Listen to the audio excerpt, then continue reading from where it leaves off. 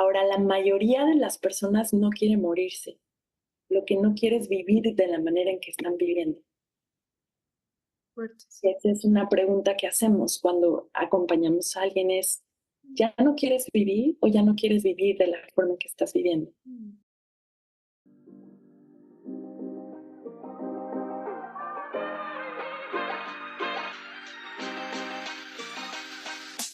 Tu cuerpo habla porque él cuenta la historia y merece ser escuchado. Aquí podrás comenzar a mejorar tu relación con él y con la comida a través de herramientas e historias. Yo soy Laura Y yo soy Carla y hemos creado este espacio para hacer colectiva la experiencia y conectar.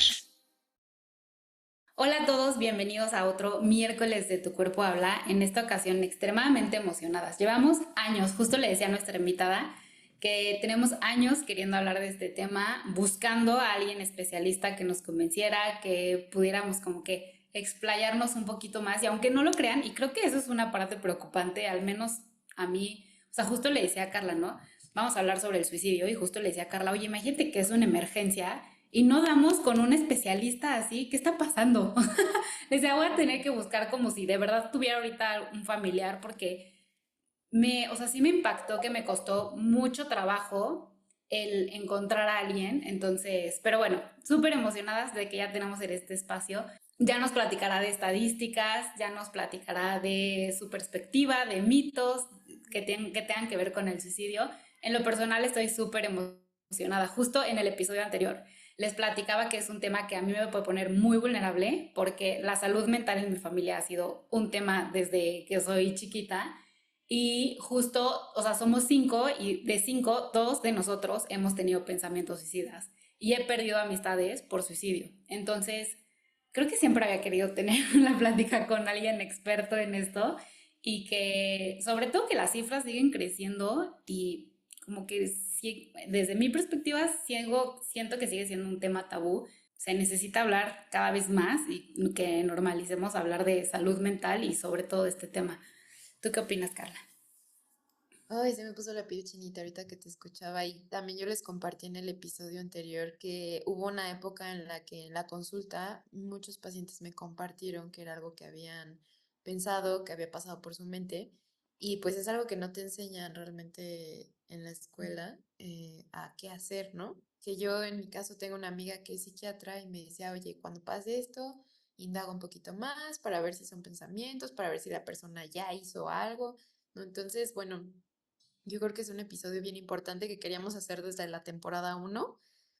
Las cosas se acomodaron como se tenían que acomodar y encontramos a la persona adecuada en más de 100 episodios, pero bueno, también muy emocionada porque sí es un tema muy importante abordar.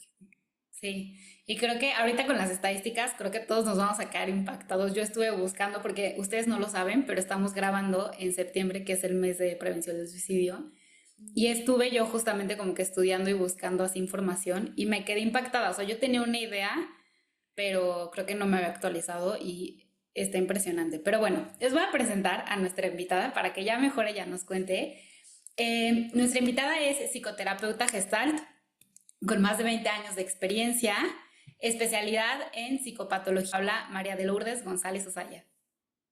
Muchas gracias, Laura. Un gusto estar aquí, Carla también en su espacio y feliz de poder compartir.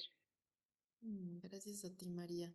¿Y qué te parece si empezamos a platicar? Que yo cuando te buscaba y te decía el tema que queríamos abordar, me decías que pues era algo que, como un tema que te ha buscado, ¿no? Entonces nos gustaría que nos platicaras un poquito más de eso, o sea, cómo fue un tema que te eligió a ti más que tú a él.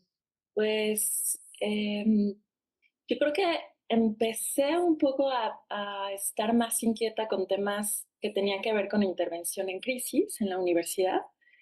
Cuando estudié psicología, varias de nuestras prácticas eran en hospitales, ¿no? En centros eh, también en psiquiátrico y en otros lugares que tenían que ver con educación. Entonces, yo me acuerdo que hubo una clase que me marcó, que fue la clase de intervención en crisis. Y esa Mm. clase me marcó porque decían, a ver, tú puedes ser psicólogo general, pero lo que necesitas saber hacer es qué, qué es importante cuando hay una crisis. Entonces, es independientemente si eres psicólogo educativo, organizacional, ¿no?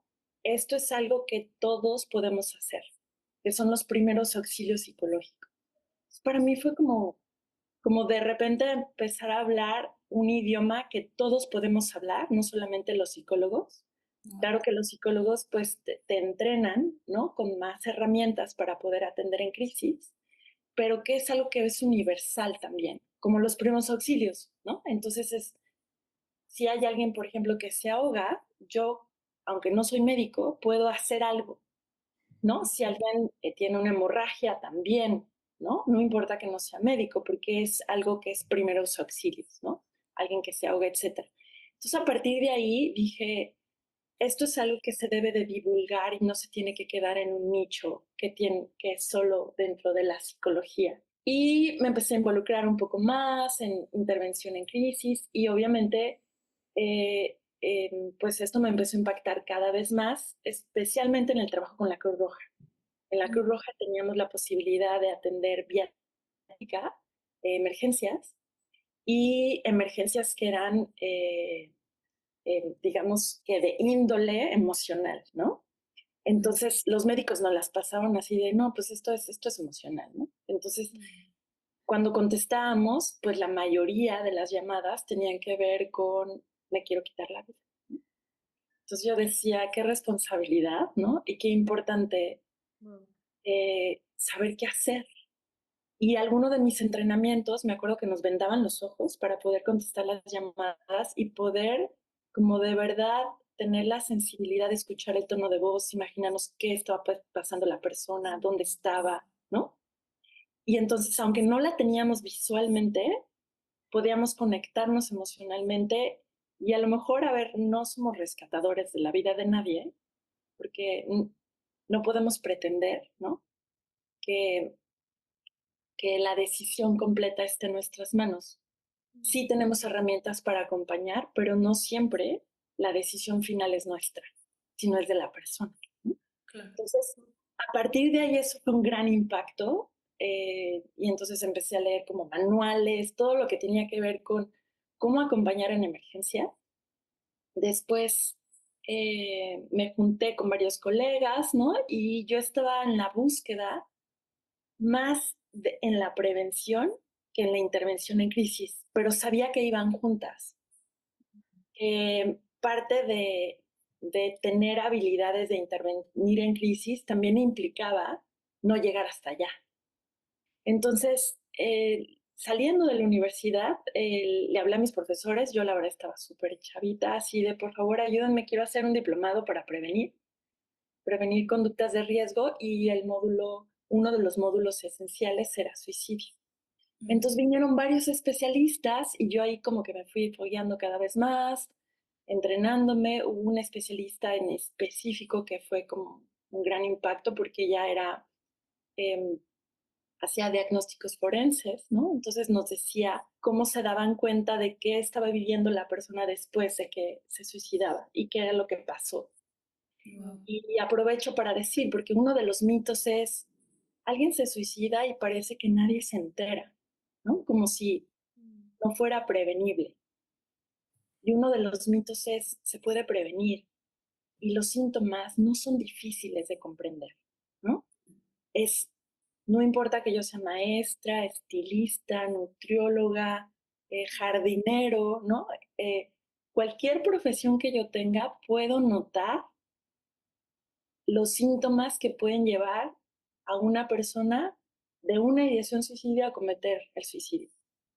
No es, o sea, es verdad que existen, o sea, que los especialistas diagnostican, especialmente los psiquiatras, pero todos podemos contribuir para prevenir que el suicidio no ocurra, ¿no? Entonces, por ahí entro como por la puerta de la prevención y decir, esto es de todos, no es Ay, sí. de los psicólogos, ¿no? Qué paz saber esto. Qué paz, porque, o sea, como dices, ¿no? Como que se lo aventamos, ay, es que nada más psicólogos o nada más psiquiatras, o sea, y el poder saber que todos, o sea, maestras, no me imagino capacitar a, ahora ya quiero hacer eso yo, o sea, poder capacitar a maestras y que puedan ver alguna señal, no sé, o sea, gente que trabaja con adolescentes, como dices, enfermos, digo, no solamente adolescentes, ¿no? pero ya nos platicarás, pero para mí es una población un poco más en riesgo. Pero ¿qué pasa? A ver que todos, seamos lo que seamos, podemos hacer algo y podemos informarnos. Seguro, seguro. Y creo que una parte importante es informarnos acerca de los mitos, ¿no? Claro.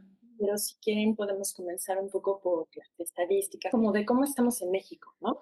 Sí, Sí. platícanos un poquito más de En México, estadísticas. y en México en el 2023, o sea, el año pasado, se registraron 8.837 suicidios que representaron el 1.1 total de las muertes registradas, o sea, de las muertes, 1.1, ¿no? O sea, más o menos, eh, por cada 100.000 personas, 6 o sea, es el 6.8, ¿no? Mm. Para darnos una idea. Es más o menos, para poner, es 7 de cada 100, de las cuales el 2.5 son mujeres y el 11.4 son hombres. Eso como me vuela la cabeza. Sí, yo sé que es importante, ¿no? Como todo el auge que tiene que ver con las luchas feministas y por supuesto, ¿no? Hay un lugar para todo lo que tiene que ver con feminicidios y es importante alzar la voz y es importante esta lucha para que no se cometan ¿no? Homicidios. Pero hay una lucha oculta desde hace años que tiene que ver con nuestros hombres, con los hombres. Cuando digo Claro. nuestros, digo con la parte de humanidad que nos toca. Desde que se han hecho estadísticas, los hombres son los que más se suicidan. Ahora hay un dato interesante. Las mujeres lo intentan más, los hombres son más efectivos. Lo intentan menos, pero lo logran. Wow. Qué fuerte. Entonces, y bueno, ah, ahorita voy a como nombrar un poquito lo que tú decías de los jóvenes. Fíjate, de los 10 a los 14 años, que aquí va otro mito.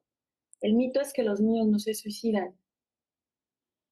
Los niños sí se suicidan, solamente que lo hacen diferente a los adultos. Es decir, en el niño no está tan claramente la ideación suicida. Más bien hay una huida, generalmente por mucha negligencia o por violencia, ¿no? Cuando digo negligencia, es niños que no tienen el vínculo emocional, no solamente tiene que ver con que los niños dejen de comer o no los den de comer o no tengan techo, o no tengan ropa o no tengan juguetes. Esa es una negligencia importante, o no tengan educación o no tengan salud, ¿no? Apoyos de salud. Sino el vínculo emocional no está, o sea, son niños muy solitos. En el juego lo que buscan es huir, ¿no? Y entonces juegan a aventarse Sí. para salir, ¿no? Y entonces, ¿qué pasó? Pues se aventó de un no sé cuánto piso, ¿no? Justo, perdón que te interrumpa, alguna vez platicaba de esto con una psicóloga y me decía que ella ha visto este patrón de que, o sea, incluso en adultos o adolescentes, cuando llegan a tener estas tendencias más suicidas, casi siempre fueron niños que son los que se ponen en riesgo. O sea, que es el niño que trepa el árbol y que se avienta de árbol en árbol y que a veces desde muy chiquitos ya lo traen y es inconsciente, es quiero que, y creo que los niños como que lo podemos comprender más, el no es me quiero quitar la vida, es quiero huir de aquí, Sí, ¿no? sí, sí. Y Wow. das un poco la pista de lo que pasa a los adultos. En los adultos, primero, bueno, un preámbulo, es importante nombrar que el suicidio, me acuerdo la primera vez que me entrené, me dijeron el suicidio es. Yo decía, a ver, ¿cómo es esa definición? No la entiendo. O sea, no, no necesariamente necesitas estar, ¿no? En un estado, a ver, o sea, no tienes que estar en salud mental riesgosa Mm. para suicidarte. Hay muchas razones por las cuales sucede el suicidio. Desde una lucha ideológica, ¿no? Como huelga de hambre, hasta la muerte, en donde el poder es mi ideología va en pro antes de mi vida y hay una convicción consciente, pensada, de discernimiento bajo ciertos paradigmas de que quitarme la vida va a traer un sacrificio que vale la pena. Eso a mí me impresionó muchísimo cuando platicaba con mi amiga psiquiatra, me decía, ¿creerás que hay cierto porcentaje de la población que se suicida por creencias, por algo en lo que de verdad dicen, mi vida va a ser un sacrificio ante esto que en lo que creo? O sea, wow. Sí, entonces eso también como que hay muchos mitos. Pensamos que sola la gente, por ejemplo, que tiene experiencias borderline, ¿no? O experiencias depresivas, entonces, o, ¿no? O trastornos depresivos, ¿no? Como le podamos llamar, o psicopatologías, entonces se suicidan. No, hay personas que no tienen una psicopatología. Y ahí está interesante, porque entonces si decimos el suicidio es, las razones son bien particulares, ¿no? Puede ser una venganza porque alguien no me quiso como yo lo quería. Puede ser un castigo a mi familia porque no me entendieron. Entonces estoy mejor muerta para que entiendan cómo es el sufrimiento. O sea, puede ser una venganza de este tipo. Puede ser también un sacrificio. En los hombres el pensamiento es, ahora que se hicieron investigaciones, en las cartas de los hombres generalmente hay un testimonio en adultos que dejan, ¿no? A manera de carta, ahora video y otras cosas, pero lo que, lo que salía más frecuentemente era, yo estoy, no importa. O sea, mi ausencia nadie la va a notar. No tengo un papel, un rol de relevancia para nadie. Entonces, no soy útil. Y esto que dices, qué importante, porque como bien dices, María, es muy importante la lucha feminista, pero sí creo que puede llegar a un punto en el que el hombre se sienta como que, pues ya para qué estoy aquí. Sí. O sea, es Sí, inútil mi papel y escuchando las cifras y escuchando el por qué lo hacen, sí me parece importantísimo que escuchemos esta parte. sí, y creo que tanto mujeres como hombres, ¿no? Nos toca ser sensibles a todos cabemos. Sí. O sea, todos somos importantes, hombres y mujeres. Creo que la vivencia masculina, y bueno, yo no soy un hombre, yo no puedo ser portavoz, ¿no? Pero, pero lo que me he encontrado en consulta es, necesito solo que me entiendan, que sepan que vivo, a lo mejor no, que no estén de acuerdo, pero que validen lo que vivo. Y es que en la vivencia también las cifras son interesantes en los hombres. Por ejemplo, las mujeres tienden a ser mucho más rápido amigos y amigas que los hombres.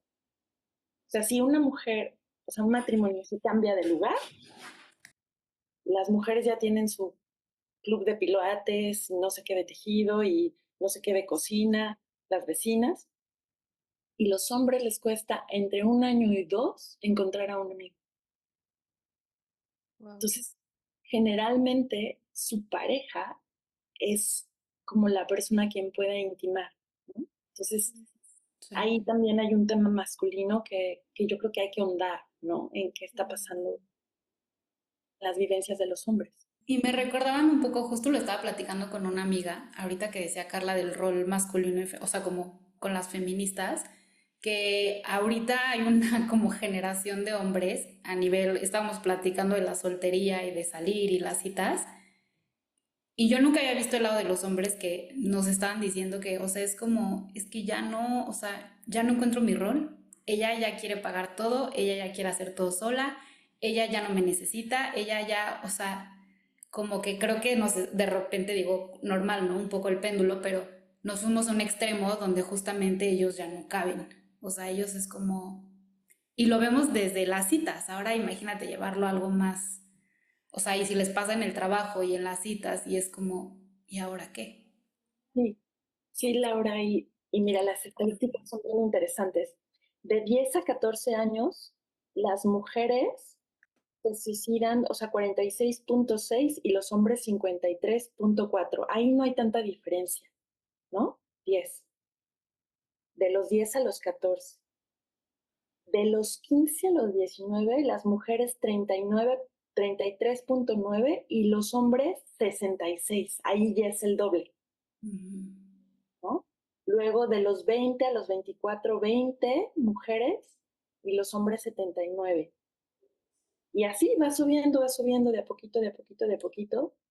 Y, y la cifra de los 60 años y más, que ese también es un mito, es verdad que hay una gran población, la mayoría de la población que se suicida está entre los 15 y los 40, pero hay un gran porcentaje que se suicida de los 60 en adelante, cuando ya es la última etapa de la vida. Wow. Si se fijan, tiene todo el sentido, es en la edad de mayor presión económica en los hombres, es justo, ¿no? Cuando empiezan a tener que generar dinero para citar, para salir con chicas o para tener un patrimonio para poder ofrecer, ¿no? Y ahí viene toda la presión económica. Y al último de la vida, cuando ya no tengo trabajo. Entonces ya ¿Quién soy? lo valioso que era ser portador o ser como proveedor, perdón, pues ya no soy. Entonces ahí creo que nos abre un panorama interesante con los hombres y con las mujeres, pues también hay temas relevantes, ¿no? Hace Eh, no mucho me compartía un amigo que me decía, hay veces que yo quiero consumir contenido de salud mental, pero mayormente veo que cuando se refieren más a la población de mujeres, yo siento que yo no pertenezco ahí y dejo de consumirlo y genuinamente estoy buscando también yo aprender. Y cuando me compartí eso, pues sí me quedé sorprendida que dije, sí, o sea, incluso me parecen maravillosos y yo he hecho, ¿no? Círculos de mujeres, pero pues también es importante que en hombres vayan teniendo el espacio y que se sienta que también se le habla a ellos. Y es algo que Lau y yo hemos platicado, que incluso nos gustaría también que aquí lo que hacemos, pues también se acerquen hombres. Sí. sí, sí, Ya. y sí, creo que esto de, a ver, hacer algo mixto, ¿no? Es como, Mixto. entonces yo como mujer puedo tener curiosidad de decir, a ver, ¿y tú cómo lo vives, no? Claro. ¿Cómo no nos invalidamos, no? Sí. Podemos respetar, ¿no? Al- pero bueno, hay todo un tema de prevención e inclusión. Sí, que creo que afortunadamente cada vez se habla un poquito más, obviamente todavía falta mucho, por eso la brecha tan grande entre mujeres y hombres, pero yo quería compartirles y lo quiero compartir porque voy a volver a dar el taller en mayo 2025 y creé un programa de nutrición para la salud mental. Cuando pase esto ya acabó, pero por eso lo quería compartir, pero me ha dado muchísima curiosidad que afortunadamente se me han acercado más hombres que mujeres. Ay, qué padre. Entonces, eso como que también me da un poco de paz y hasta me quedé pensando, ¿será que lo ven como de un lado más racional y que entonces como que se pudieron identificar? Y dije, bueno, me vale, pero con que lleguen más hombres, Sí. pero sí me ha dado muchísima esperanza ver que son muchísimo más los hombres que se han acercado. Sí, y creo que entre más espacios haya, ¿no? Donde, donde quepan todos, ¿no? Entonces podemos incluirnos sin tener eh, que el prejuicio esté por delante. Eso es lo que me parece importante. Y sí, hay muchos prejuicios acerca del suicidio, entonces creo que también vale la pena poder como platicar un poquito sobre los mitos. No sé si tenías otra pregunta, Laura, por ahí. No, creo que me parece perfecto. ¿Te late, Carla? Súper. No sé si Sí, tú. sí, sí, ¿Sí? nos quiere seguir compartiendo sobre mitos. Sí. Ah, eh, este es un documento que hizo eh, un ministerio de Argentina, pero me gustó muchísimo porque creo que tal cual nombra los mitos que me parecen que están como en boga, ¿no? O sea, todo el mundo habla de eso y es importante como empezar a limpiar un poquito con información más científica. El primer mito dice, el que se quiere matar no lo dice. Eso es un mito.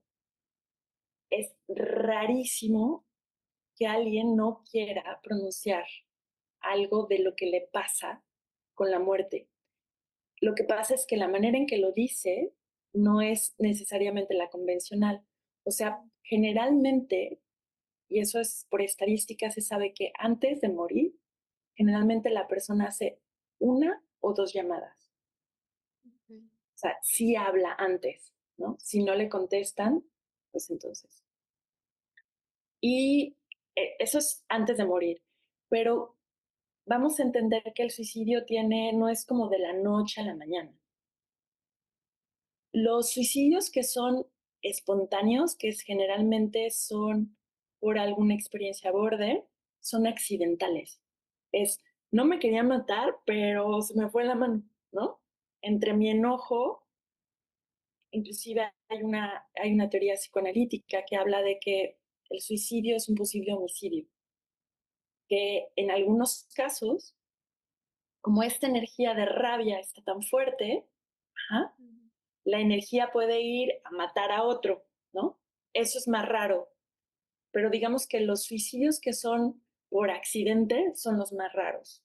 Y sí generalmente tienen un tema de experiencias border, ¿no? Es una persona se puede disociar, ¿no? Y entra la rabia, la furia y la confusión, puede quererse matar, pero ya que lo piensa fríamente dice, no, la verdad es que yo no quería, fue nada más un brote. Pero eso es rarísimo y está más particularizado algunos trastornos mentales. En general, la gente va gestando el suicidio, se va haciéndose. ¿Y cómo empieza? Primero hay que normalizar de alguna manera que los pensamientos acerca de la muerte están a partir de los 4 años, ¿no? El niño empieza a decir, mamá, ¿qué va a pasar cuando tú te mueras? ¿Qué va a pasar cuando yo me muera? Entonces la muerte nos ha acompañado todo el tiempo y nos va a seguir acompañando hasta que, ¿no? Hasta que ya nos vayamos. Y entonces, si hablamos sobre la muerte, no necesariamente es un intento de suicidio, es poder comprender qué me va a pasar. Y son las preguntas existenciales que vienen justo los 4 años, luego hay otra como a los 7, y luego en la adolescencia empiezan las preguntas existenciales, ¿para qué estoy aquí? ¿No? Este, ¿Cuál es mi sentido de vida? ¿Realmente vale la pena la vida? Entonces creo que no hay que confundir con preguntas acerca de la muerte, ¿no? Con ideación suicida. Ahora, si una persona está mucho tiempo preguntándose sobre la muerte, ese sería como un elemento, que puede ser solamente preguntas existenciales. Pero si con eso se junta otro elemento, que es donde ya me parece muy atractivo la muerte, y me imagino que es mejor estar muerto que vivo. Entonces, eso, esa parte puede ir como estoy coqueteando con la idea de, y ahí empieza ya la ideación suicida. Pero es, me imagino, creo, y empiezo a hacer dibujos, ¿no? Eso lo vemos mucho en la prepa. Ok, ahí vamos como subiendo de nivel de riesgo. Cuando una persona empieza a regalar sus cosas, ya estamos hablando de un riesgo más fuerte, porque ya se ve que se va a ir, ¿no? Y, oye, te regalo mi estuche favorito, mi computadora, ¿no? Empiezan a hacer testamento, ¿no? Es como ya hay una preparación. Uh-huh. Y ya estamos hablando de otra conducta de riesgo que se suma. Uh-huh. Ya cuando hay una elaboración de plan suicida, ya estamos hablando de un riesgo muy grande. O sea, si ya la persona, yo me acuerdo de un paciente que decía, yo tengo un file en mi computadora de todas las alternativas que hay para morir. O sea, ya juntó información, ¿no? ya compró la jeringa, ya compró, ¿no? El veneno, ya compró la cuerda, o sea, ya hay un plan elaborado, ahí estamos hablando de un gran riesgo, ¿no? Que sería Ahora, después de la ideación suicida. ajá, Ok. exacto. Entonces va de a poquito y la persona se va desconectando de la vida. Inclusive, algunos estudios dicen que antes, una semana antes de morir, la persona está feliz. Y dicen, ¿cómo? Si estaba Como que feliz. se despiden. Exactamente. Sí. Es la despedida. Mm. Entonces, ahora, ¿cómo nos podemos dar cuenta de que alguien está en ese rango? Porque empiezas a sentir una desconexión. Hay momentos en donde se aísla la persona y su único tema es sobre los beneficios de estar allá. Ahora, la mayoría de las personas no quiere morirse. Lo que no quiere es vivir de la manera en que están viviendo. Fuertes. Y esa es una pregunta que hacemos cuando acompañamos a alguien es, ¿ya no quieres vivir o ya no quieres vivir de la forma que estás viviendo? Mm. ¿Ah? Hay algunas personas, como les decimos que, ¿se acuerdan que les dije que el suicidio es? Hay algunas personas que dicen, no, yo sí me quiero morir. Eso ya es distinto. Ujú.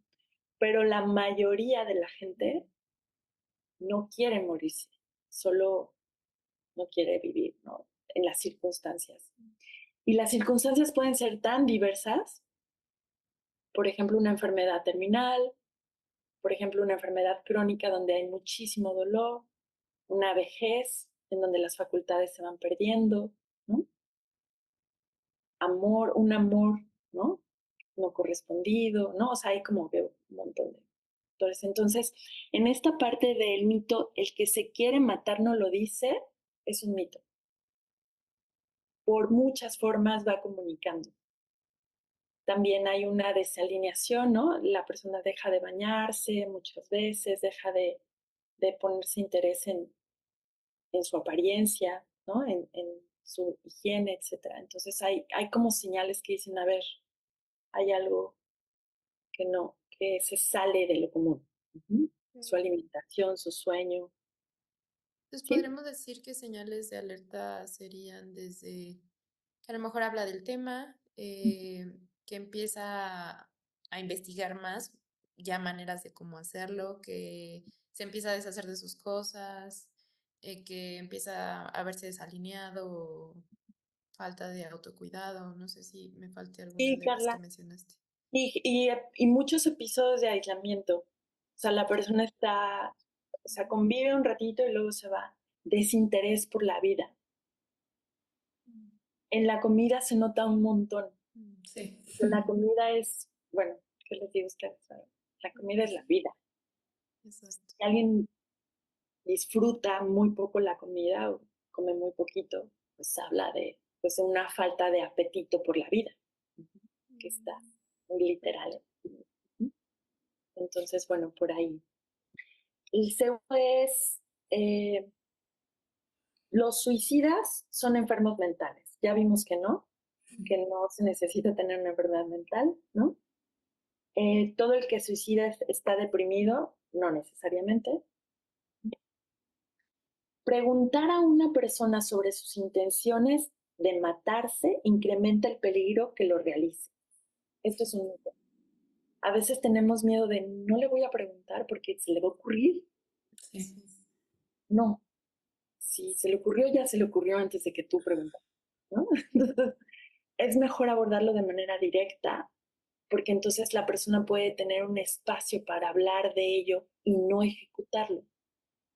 El hablar, el comunicar y el que la persona pueda sentirse acompañada previene que lo cometa, no al revés, ¿no? Mm. Entonces, esos son como de las intervenciones que se puede hacer de prevención, de hablemos de esto. Sí. Me suena cuando se evita hablar de sexualidad para que no se le ocurra al adolescente y al final terminan haciéndolo, pero sin Y información. peor. Y en este caso, pues hablamos de la vida, entonces es Exacto, importante hablarlo. Mm. sí. Y también es como, no, que no se enteren sus compañeros, ¿no? Y es como de, justo los compañeros son la red de apoyo para que pueda comunicar lo que le pasa, lo que siente, ¿no?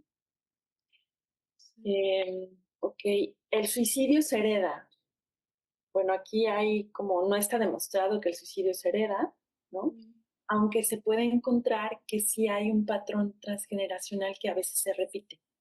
O sea, sí es verdad que en familias donde hubo varios suicidios, ¿no? Hay como una Herencia. herencia, pero no es como de, sí, si tu papá se suicidó, entonces tú también. No va por Claro. ahí. Sí. La prevención del suicidio es tarea de los psiquiatras, pues ya ven, ¿no? Ese me encantó. Una persona que se va a suicidar no emite señales de lo que va a hacer. Bueno, ya dijimos que no. Todo el que intenta el suicidio está siempre en riesgo de cometerlo. Aquí es interesante, porque entre el 1 y el 2% de los que intentan el suicidio logran durante el primer año, eh, lo logran durante el primer año, después del primer intento. Y entre el 10 y el 20% lo realizan el resto de sus vidas. Es decir, es verdad que eso ya estamos hablando cuando ya hay planeación y ejecución y es un intento fallido, ¿sí? Queda como la espinita de, ok, es algo que puedo hacer después, ¿no? Por eso es importante que la persona se atienda y revise muy bien como las causas, qué es lo que le detona querer seguir, ¿no? Entre más se hable de la muerte, pues, se puede, se puede ser resiliente a decir, hoy yo decido vivir. Y aunque la vida se ponga difícil, mi apuesta es por la vida. Pero para eso se necesita haberte caído y decir, sí puedo, sí puedo, ¿no? Entonces, esa resiliencia se va aprendiendo.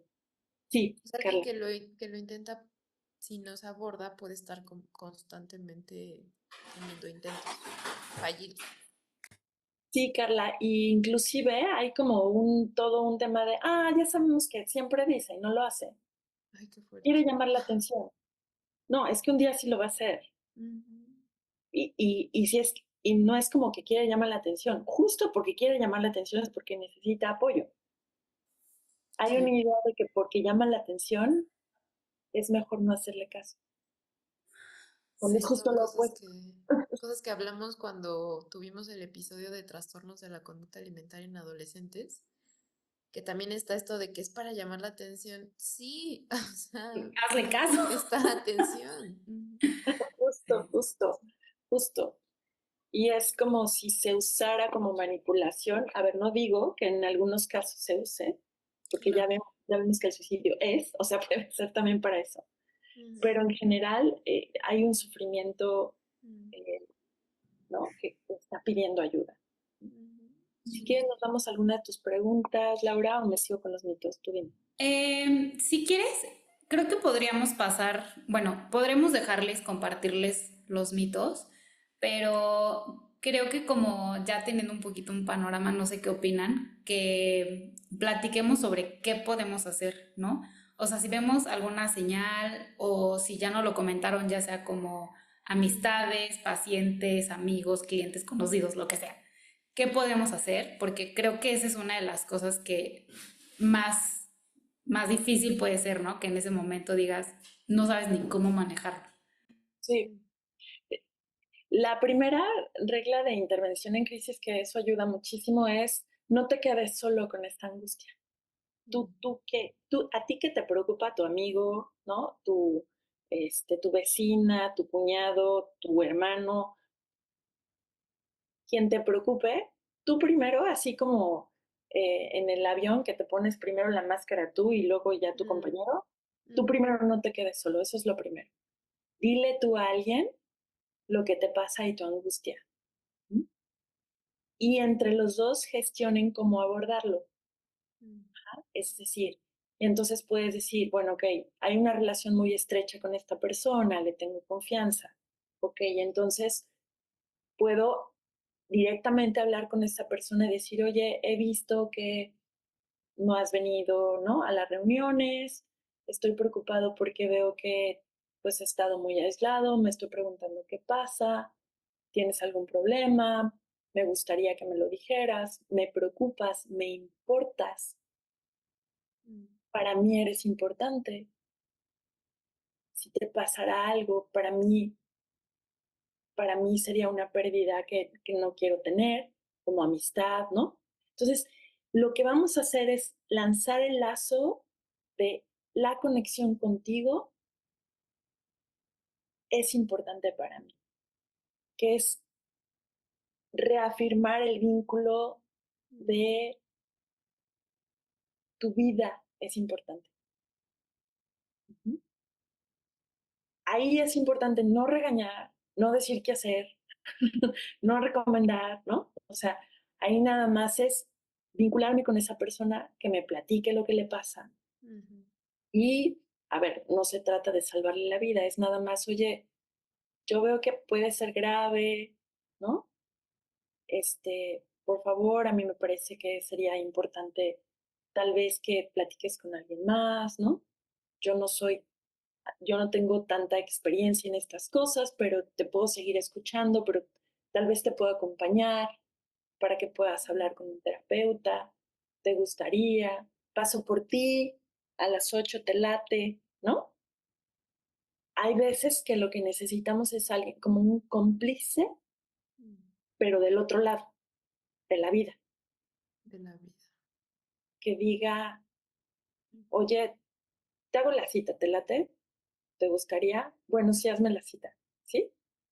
Mm. No es como de, a ver, bueno, si él me da permiso, hago la cita, no pasa nada. ¿Por qué? Porque su vida está en riesgo y ya me dio permiso, Mm. ¿no? Entonces, lo puedo acompañar. A mí me han traído así de, te dejo a mi amigo, adiós. Entonces, es como, y vino el amigo a dejarle al amigo y está bien, no, no pasa nada, ¿no? Y el otro a lo mejor de, bueno, me da mucha pena, aquí vengo, pero mi amigo me dijo y pues, pero ya empezamos a platicar de lo que le pasa. ¿Mm? Mm. Nada de manera forzada, nada con regaños, Ujú. mucha comprensión, mucha empatía, pero sobre todo es importante comunicarle que estás disponible para la persona si necesita algo, pero que no eres especialista. Mm, O sea, estas dos cosas es, yo no sé muy bien qué hacer, estoy disponible y soy tu amiga. claro. Y tú muy claro si eres amiga de decir, no tengo idea, pero ¿a quién le hablamos de tu confianza? ¿No? O Mm. sea, lo que en prevención no es como, por ejemplo, cuando alguien, ¿no? Se está desangrando, yo pongo el torniquete, pero le hablo al doctor y le digo, oye, ¿qué hago con esto? ¿Toca suturar o no? ¿Te lo llevo? Es igual, Ujú. ¿no? Para que si tú ayudas a otra persona no te quedes con toda la responsabilidad, sino sea una responsabilidad compartida. Otra pregunta clave es, ¿a quién más le puedo avisar en caso de emergencia? Mm, Ya no te quedas tú solo. Ah, pues mira, tengo una tía que con ella confío perfecto. Ah, ok, ¿no? Entonces vamos armando una red de apoyo. Oye, ¿le puedo decir a la psicóloga de la escuela? No, me da muchísima pena. Bueno, pero dime a quién entonces, claro. ¿no? Entonces o a la maestra de mate, a la maestra de mate, ¿no? Entonces, la idea es ir tejiendo una red de apoyo, de vínculos que puedan sostener pues, las posibilidades. A veces, y si hay un, cuando las personas que tienen alguna preferencia sexual distinta o que viven una situación, ¿no?, de secreto por mucho tiempo Mm, y tienen mucho temor, ¿no?, a ser excluidos de su familia, hay muchísimo sufrimiento. Hay una gran población de ahí que también comete suicidios. Entonces ahí es importante, pues sí, acompañar para que la persona pueda tener otros apoyos, ¿no? Porque la exclusión puede ser uno de los castigos más fuertes que Sí. podemos sufrir. Que era un poquito lo que, como la duda, ¿no? De si también puede ser un síntoma de algo que está pasando en la sociedad, ¿no? Sí, sí, sí. Y, o sea, yo lo que he visto es que después del COVID hubo una ventaja y una desventaja. Con el COVID empezamos a hablar más de salud mental y eso estuvo increíble porque entonces quien no se atrevía ahora se atreve, ¿no? Etcétera. Sí. Eh, Sin embargo, pues sí, todavía hay muchos secretos que no se pueden decir, ¿no? Que todavía quedan como arraigados en las familias o que son de muchísima vergüenza. Sí. Entonces, bueno, pues hay como diferentes motivos. Y Sí. me gusta mucho lo que mencionas de cómo una conexión puede ser de gran ayuda. Y esta línea de te voy y te ofrezco, pero no te regaño ni te presiono ni te obligo, ¿no? O sea, muy respetuoso también. Muy respetuoso. Y entender que no podemos salvar vidas, pero sí podemos ser una conexión que pueda ayudar a que la persona se ancle a la vida. Sí, sí, cuando se comete un suicidio, Carla, haz de cuenta que es una bomba que deja, ¿no? En todo el entorno una sensación de pude haber hecho algo, mucha culpa.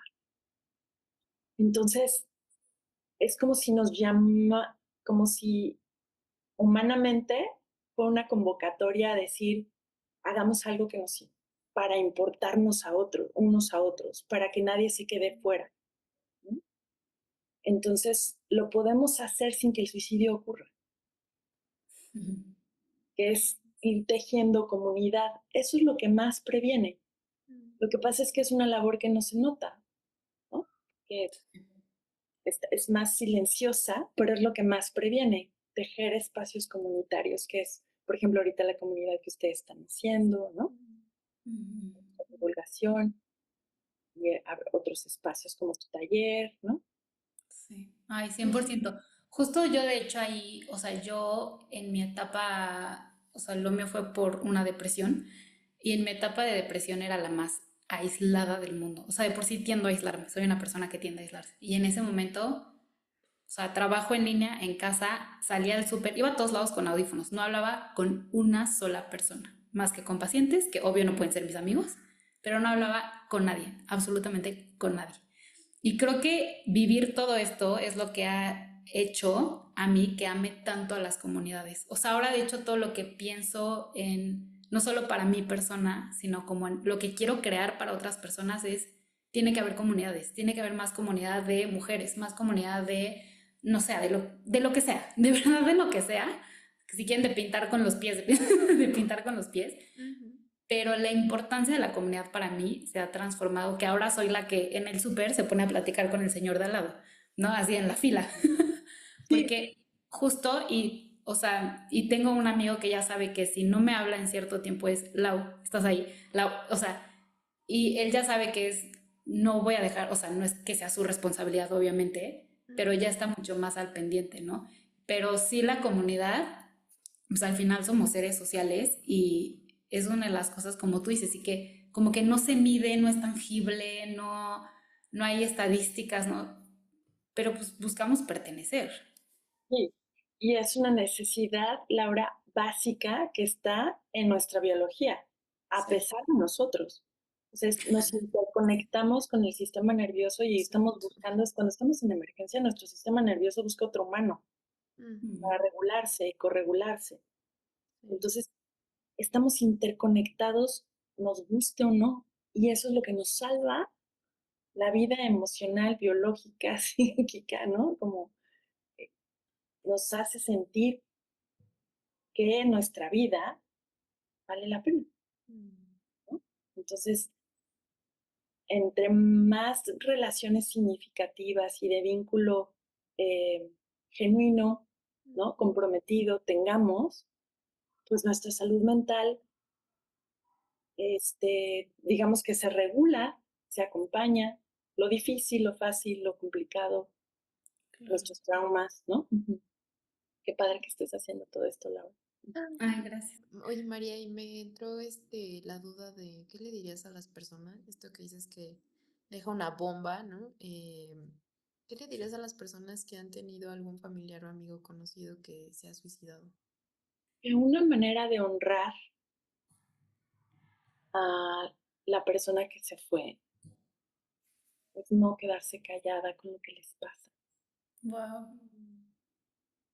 Que busquen el espacio, no tiene que ser como un terapeuta, busquen el espacio para poder hablar sobre lo que les pasó y que puedan ir viendo que son capas de sentimientos y algunos muy complicados, pero que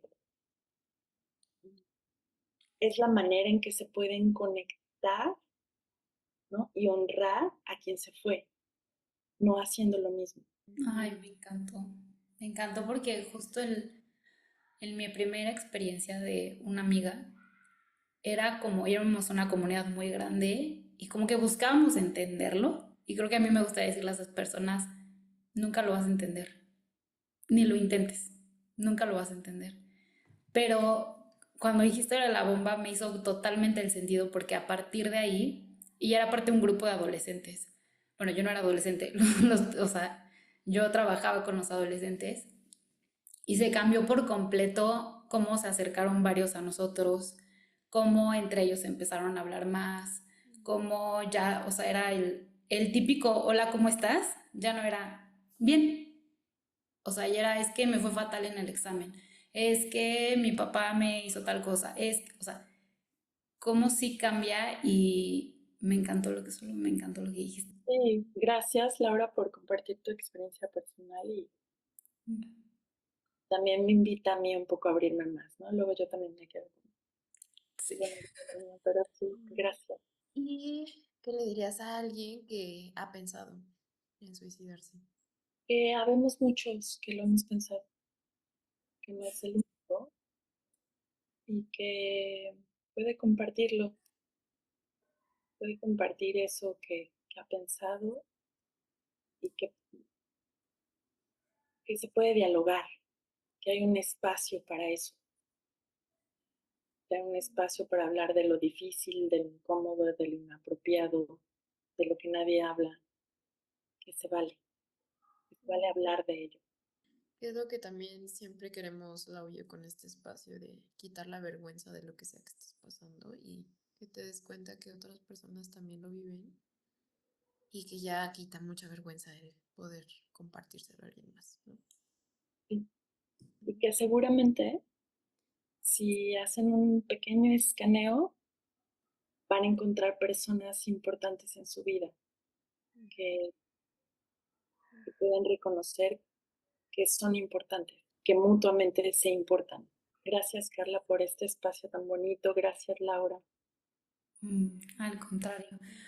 Ay, muchísimas gracias a ti, María, por todo lo que nos has enseñado, compartido. Creo que va a ser un episodio súper valioso. Yo estoy demasiado emocionada, ya quiero que salga Ya y sé. compartirlo a todo el mundo. Pero muchísimas gracias. No se aíslen. Ay, no, pero antes, espera, yo ya me estaba despidiendo. Y siempre le hacemos antes de que nos compartas tus redes y de cómo te pueden encontrar, pero ahorita antes de que nos compartas, te queremos hacer la pregunta final que le hacemos a todos nuestros invitados, que es, si tu cuerpo te hablara hoy, ¿qué te diría? Estoy a salvo, estoy en confianza y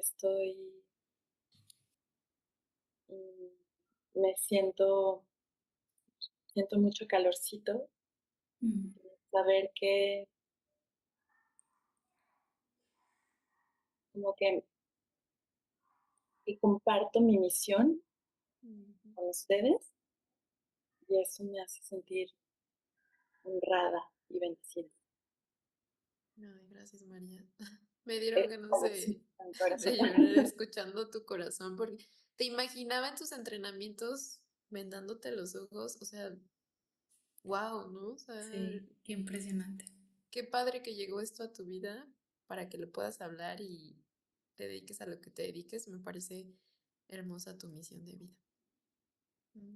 Creo que es compartida, Carla Mm. y Laura, ¿no? Qué rico hacer comunidad con ustedes y qué rico poder, ¿no?, contribuir y que también ustedes me apoyen con mi tema de exposición. Luego tengo un tema de exposición, entonces también me apoyan a que yo pueda salir al mundo. No me aíslo.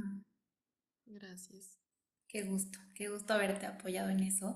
Pues muchas gracias. Qué linda misión tienen, muchachos. Estoy feliz de contribuir y de gracias por la oportunidad. No, a ti. Al Muchísimas contrario, gracias, María. nos hiciste muy felices. Sí, sí, ya 3 años esperando este episodio. Lo logramos. Lo logramos. Y bueno, si puedo apoyarlas en otros, me dicen. ¿Sí? Con todo gusto. Pues muchísimas gracias a todos los que llegaron hasta acá por acompañarnos. Si estás en una situación así, si conoces a alguien, te puedes contactar a cualquiera de las tres a través de correos, de nuestros celulares, Carla y mío, o de nuestras redes sociales. Pidan ayuda, hablen, no están solos y no se aíslen, por favor. Se los dice alguien que vivió eso. No se aíslen, es de las peores cosas que puedes hacer.